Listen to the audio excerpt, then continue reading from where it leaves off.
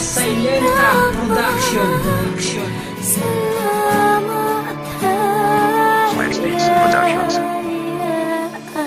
Hanggang ngayon sa isip ko hindi agad mabubura. Ikaw kasi ang nagluwan, maging ganap akong ama. Parati kang umaagapay sa problema nakaalala. Ang pag-ibig mo na tunay buhay pa iaalay. Mahirap man o madali, mabigat o magaan, andito ka sa aking tabi. Palagi kang nakaagapay dahil ayaw mo na ako ay malumbay. Buhay ko sa'yo ko lang ibibigay, kaluluwa iaalay ko. Alam mo yan kung paano kami minahal ng matagal ng isang ama na tulad ko at sa'yo na nagpagala. Sana ang pag-ibig natin dalawa maging banal, pero pinaasa mo ako, puso ko naging angal. Dahil sa mahal kita, binigay ko na sa'yo ang laya. Ito naman ang gusto mo, kaya walang magagawa. At saan ka man naroroon, sana ay maligaya ka. Ito ay iyong tandaan, walang hihihi sa'yo kailanman. Ito'y para sa'yo, at kung maubos ang tinig, di magsisisi.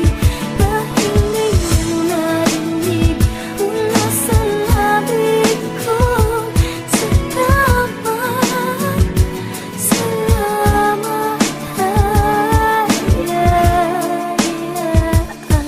Inaalay ko sa'yo ang awitin na ito. Batid ko lamang iparating sa iyo o giliw ko. Kung ito ang paraan, sana iyong maramdaman na minsan may isang babae nagbigay ng kinang habang ako'y nabubuhay. Di kita kaliligtan kung may babalik ko lamang ang ating nakaraan. Puso ko'y tuwang-tuwa dahil pa sa loto na tumama. Sa iyo ko lang naramdaman maging masaya at maligaya. Isa kang gamot na nagpagaling sa aking karamdaman. Kahit ngayon wala ka na sa piling ko aking mahal, nakatatak pa rin sa isipan ko ang ating nakaraan. Pag-ibig kong ito hanggang ngayon gusto kong ipaglaban. Kahit alam ko na sa uli ako ay talunan. Kung nakinig lamang ako sa payo ng aking magulang, nasundin ang puso ko, magsisi sana di naranasan. Sakali bigyan muli ng isang kahilingan, mapasakin ka, di na kita muli bibitawan. para sa'yo, at kung maubos ang tinig, di magsisisi.